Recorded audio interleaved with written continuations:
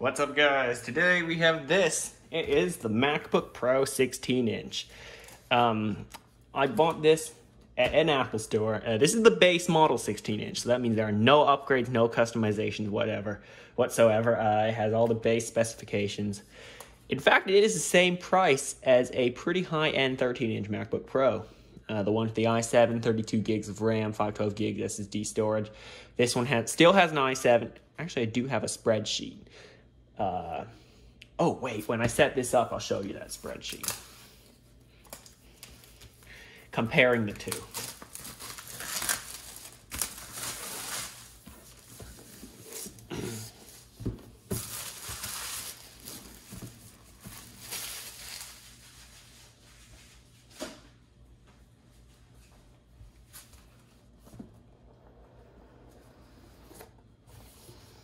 Here it is. Finally, a transition, well, for Apple back to using these scissor switch keys. They were using this odd butterfly switch keyboard. I wasn't a big fan of it. So, of course, we get the MacBook. We'll deal with that in a minute. Here we get some USB Type-C to USB Type-C cable. I'm not sure if it's Thunderbolt 3, although I do doubt that. I don't think it's a Thunderbolt 3 cable. This one is 6 feet, I believe. Or 2 meters. I don't know, Apple uses meters. Yep. It also has this very weird powder on it. Ugh, I don't know why I don't like touching their new cables. Sorry, but I don't like touching their new cable. It has weird powder all over it. I always have to wipe it with like Clorox wipes or something like that to get rid of it. See? Look at my hand there. There's some of that weird powder that came off the cable. Not sure if it's even safe to touch. Anyway, we'll put that aside. Let's ignore that. Here we have the instructions. Not really much of instructions. Just some overview. And here we are, the most important thing in the box, the Apple stickers. All right, and some regulatory information. We don't need to read all that. At least I don't read it. Let's stick all that back in the box. And we have a charger.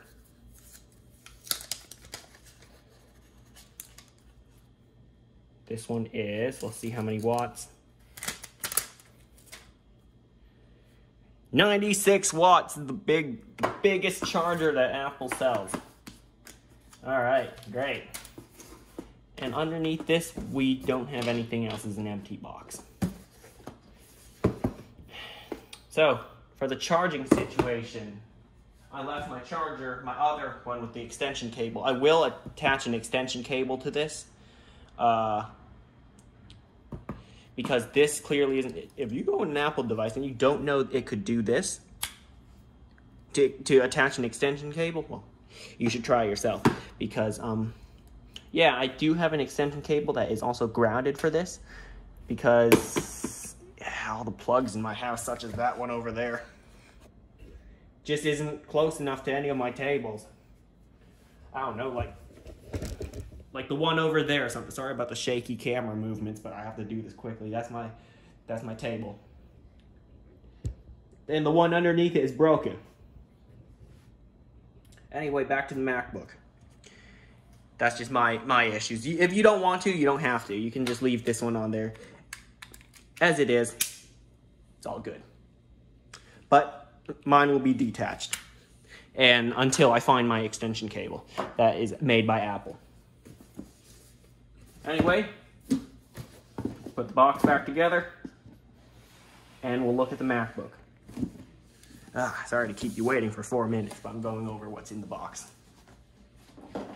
This is the largest MacBook Apple produces. It is 16 inches. That's bigger than their old 15-inch MacBook Pro. They used to produce a 15-inch one. Oh, hang on.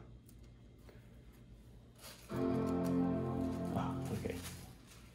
Thought it ripped and and some of the paper is still inside. Yeah, it's fine.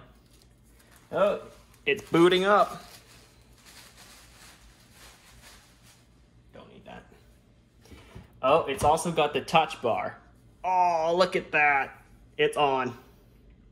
I speak English.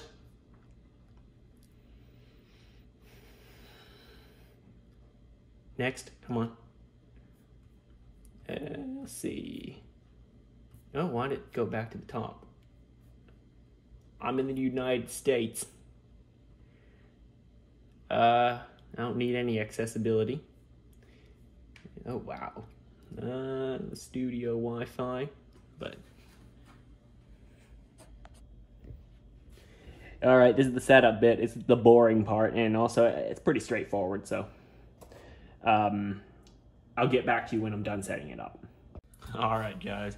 As you can see, I have got the laptop completely set up. I have all the apps that I use installed. Like that. And I also have this spreadsheet that I wanted to tell you about. I mentioned it in the beginning of the video. It's a comparison between the two MacBooks. Yeah, this is a lot of zoom, 280%, but I need you guys to see this. So let me zoom in on the screen as well. Alright. So, we have the MacBook Pro 13 in the configuration I like, and also the MacBook Pro 16, that's this one, in the configuration that's well reasonable. They both cost $2,399. Let's just round that to $2,400.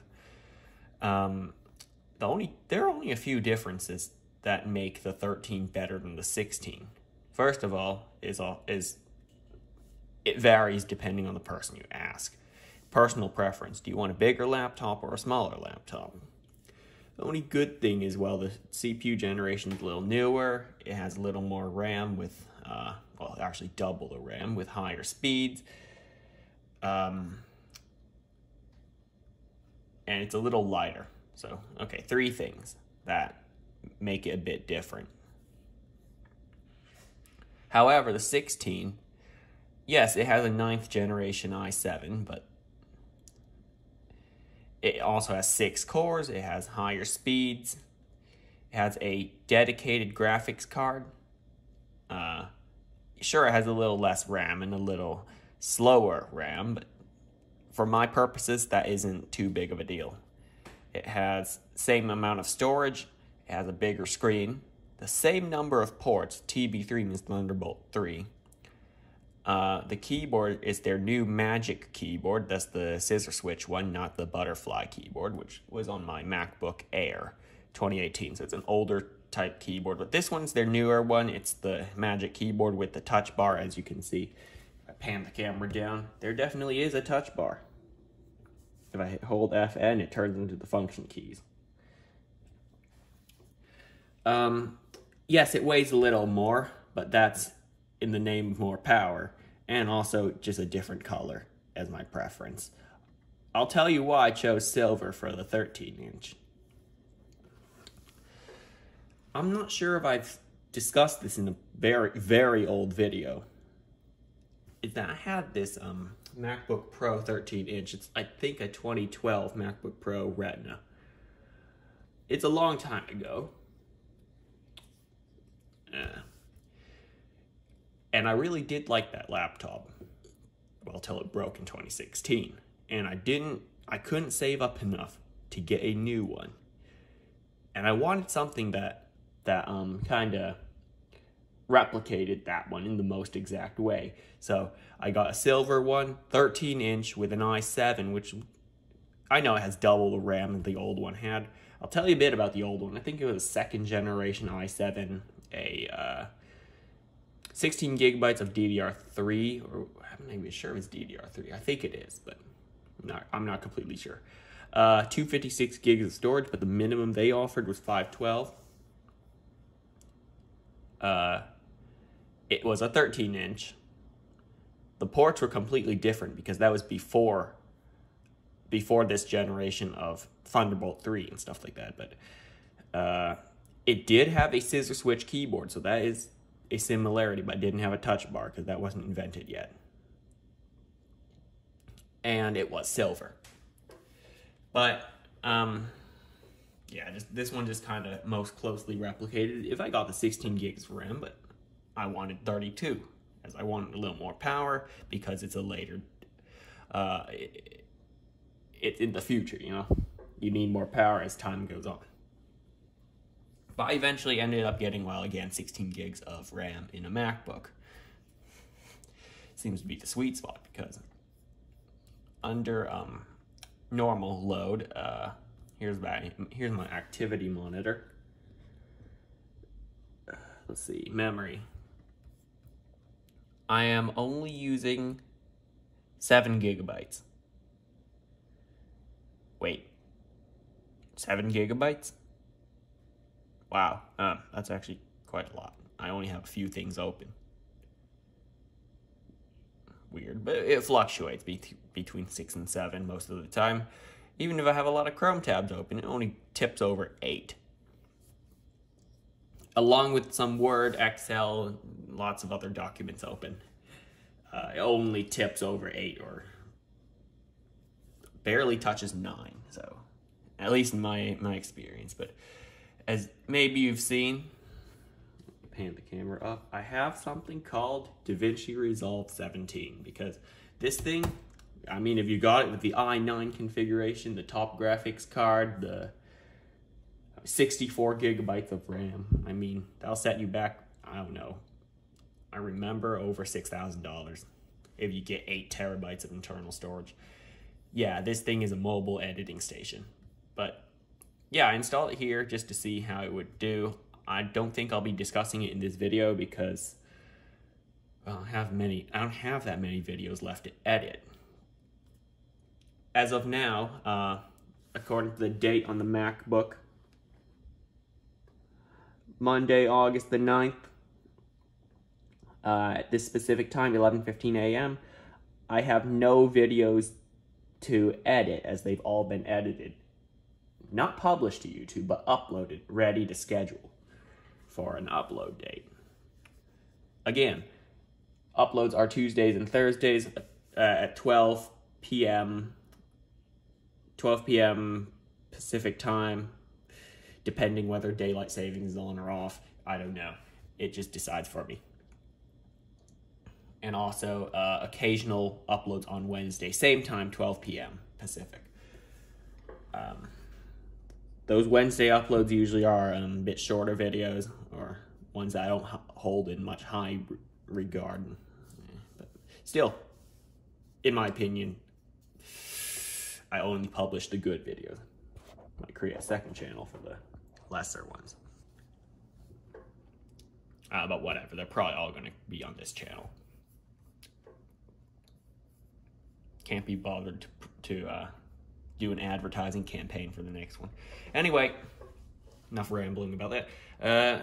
Yeah, that just got me, well, with all these benefits for getting the 16-inch, I may as well, considering they are the same price as of now. Monday, August 9th, 2021. Well, at least I created this one July 16th, so nothing's really changed in those days.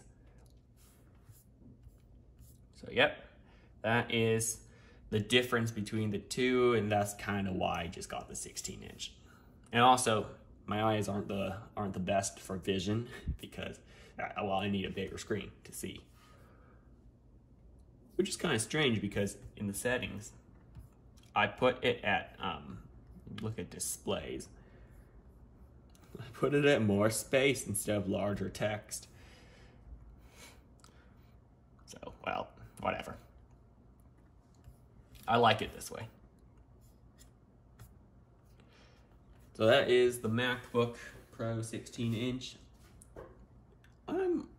You know what? I'm gonna bring in my MacBook Pro 13 to show you a difference between the two side by side. I know it's a wait, it's not a MacBook Pro 13, it's a MacBook Air 13.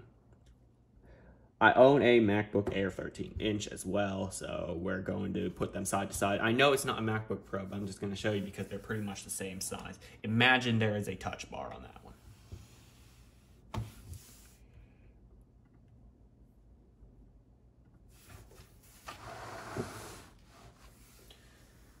Just imagine.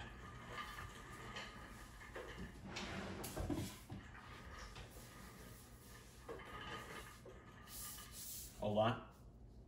Does it even have any charge? Yeah, it does. Side-by-side comparison. Here it is. Oddly enough, the MacBook Air is a lighter shade of gray rather than this one. I don't know, they have different materials. The space gray is actually a bit different than the space gray on this one because both are colored in space gray. Also, the keyboard on the MacBook Pro is much better, considering it's the new scissor switch keyboard rather than the butterfly keyboard, which reportedly has a lot of problems. I have not encountered any problem on this one, and I hope I do not. But there are reported problems with the butterfly switches. So the screen, definitely you gain an extra 3 inches diagonal on the 16-inch.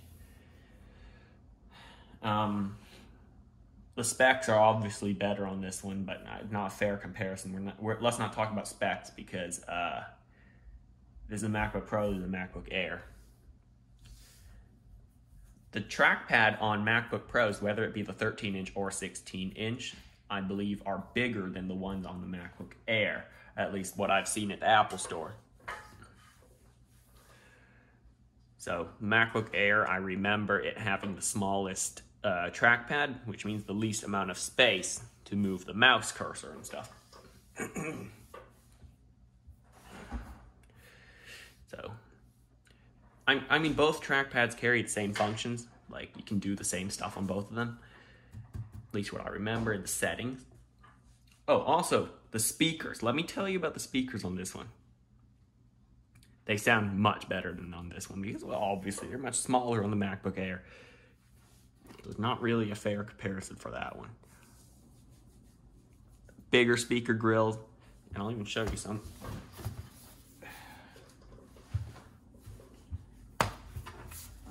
On the bottom, there are large vents. These vents, I believe, are for the bass response on the speakers. They're pretty large considering that is the part that doesn't have a vent on this laptop. It goes from there all the way to there. And there's one on the other side as well. An older MacBook Pro, I think is the Unibody 2012.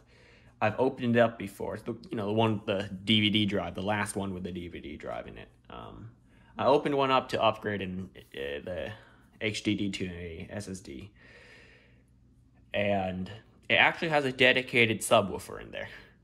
Not joking. There was this third speaker, let me just say somewhere near the middle, around the motherboard, along with 2 other speakers at the side, like most MacBooks have. Yeah, I think that one actually had a dedicated subwoofer. But not this one. I haven't opened it up. I don't think I will. But also, the vent on the bottom is much larger than the one on the MacBook Air, presumably because it needs more cooling power. I don't know if you can see it, as there's the vent. It's actually quite small from here to here. The rest of it is solid. And then if you look here, there's another vent. So there's only 2 vents that take up probably less than half of, okay, maybe about half of the total area in that larger vent. And for a quick comparison, here's the MacBook Air, much thinner. And now back to the subject of audio. There is, thank God, a headphone jack. Apple has not taken away the headphone jack. And one last thing I'd like to talk about regarding audio. It goes up to, I think, 24-bit, 96 kilohertz, if I remember correctly. I might check again. 24-bit, I think. Actually, why guess when I can just show you? Why keep guessing? So, audio MIDI setup. Yeah. Oh, actually 32-bit. Okay, I was wrong. 2-channel, 32-bit, 96 kilohertz. Great. But anyway, the headphone jack.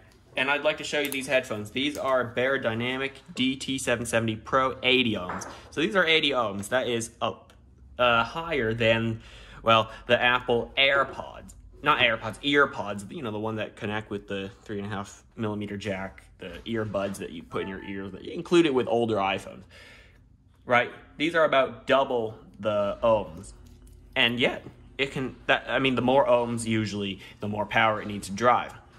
That's usually the case. But this one, this MacBook, can drive these headphones just fine. So, great. If you want to listen to high quality audio, go for it. But I don't know about anything over 80 ohms.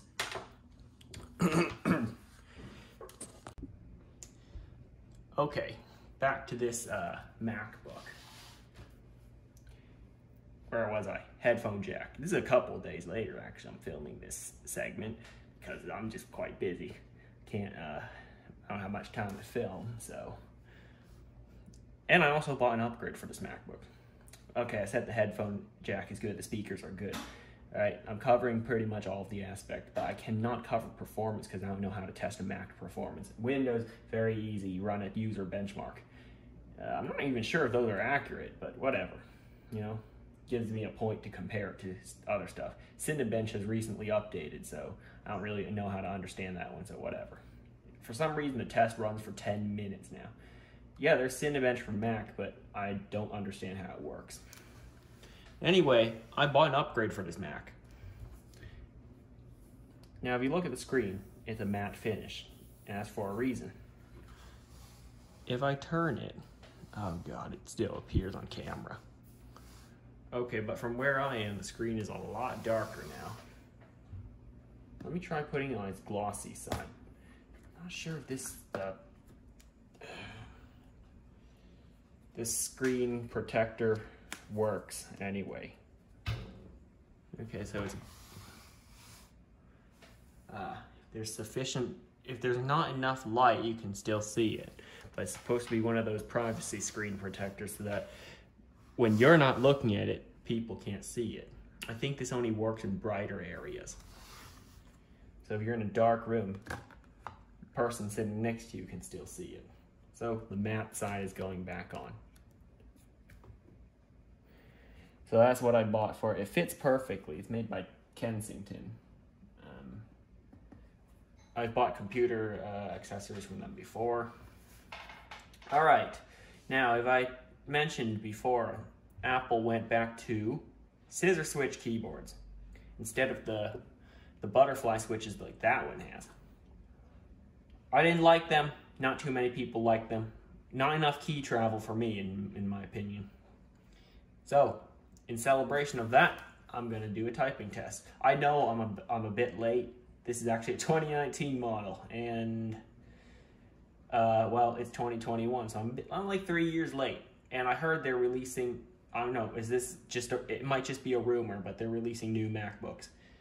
A 14-inch MacBook Pro, apparently. But it's just a rumor. I can't confirm that. I cannot confirm what I just said. So, I guess we just gotta wait. But anyway, now that we have this one, let's do a typing test. And I'm not gonna say anything during the test. I'm not even used to typing on this keyboard yet, so I might get a low score. But let's find out.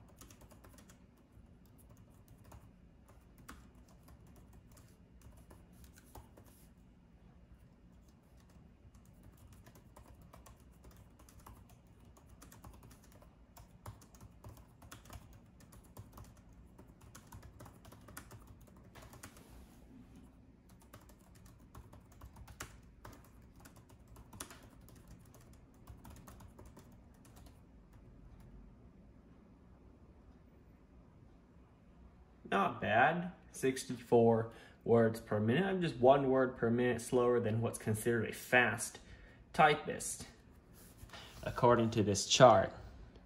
The average typist only does 36, apparently. I can remember the time, a very long time ago, probably when I had my first MacBook Pro. Again, I might have discussed this before. It was a 2012 style Retina MacBook Pro. I remember when I couldn't type that well and I only used my 2 index fingers to pick at the keys. It was incredibly slow. But now that I got 64 words per minute, okay, I can do better if I get used to this keyboard a little more. And if at the beginning I typed a little faster. Yeah. What I'm trying to say is that they made a good keyboard. I like it more than the other one. If you've watched any of my other videos, most notably about my setup tour videos,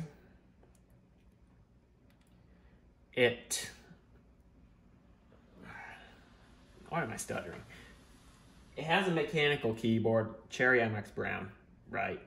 It has a lot of key travel. So compared to that one, comparing the butterfly switches from Apple with the Cherry MX Brown switches, it's a huge difference.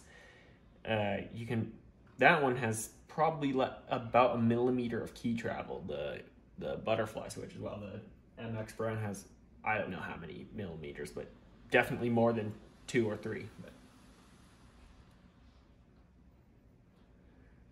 And it feels better to type on as well. This one has more key travel, so they're getting to a nice point, to a better point.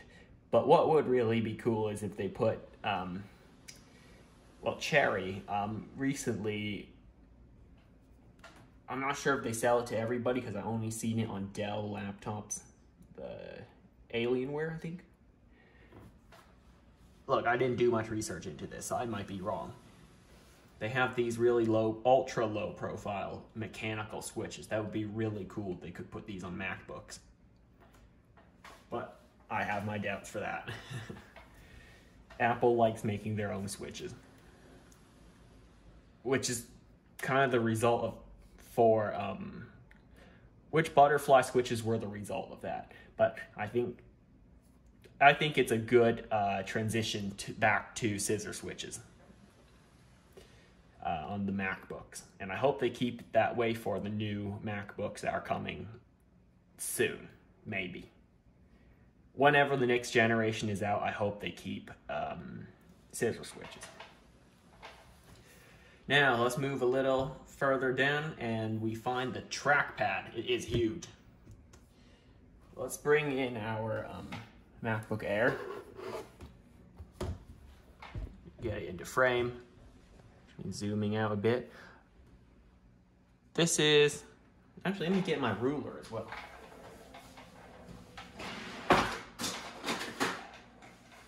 Okay, it's a clear ruler, I know. If you can read it, I'll read it to you, just gotta believe me. Okay, 5.5 inches, about there. 5.75 maybe. This one is 7.25 inches diagonal. That's, line it up, yep, exactly 7.25 inches diagonal trackpad. Let me just confirm what I'm thinking about this one. Yep, 5.5 inches, that's a lot smaller, 7.25. Make it a little bigger and, hold on. If you remember, I made a video about my Amazon Fire 7 tablet. I returned it, it's not that great. In a previous video, that is a 7-inch tablet. And I said this is 7.25 inches. That means the trackpad on this laptop is bigger than the screen of an entry-level tablet computer. So, yeah, that just gives a perspective to how big this trackpad is. So yeah, the touch bar, okay? Let's talk about that now. That one doesn't have a touch bar, so I don't know. I can't compare it to anything.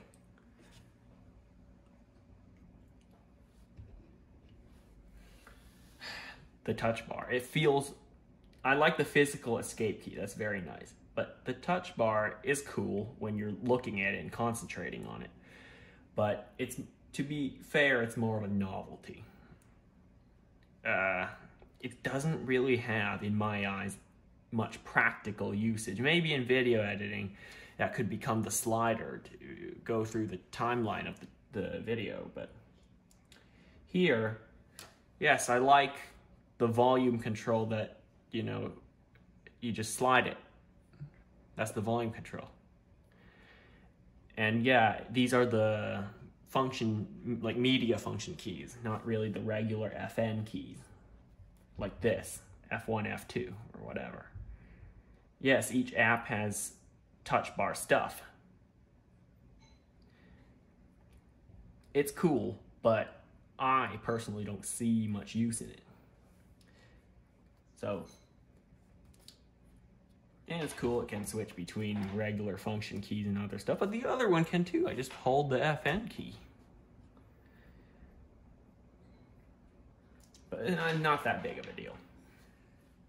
Touch ID is very cool. I like it.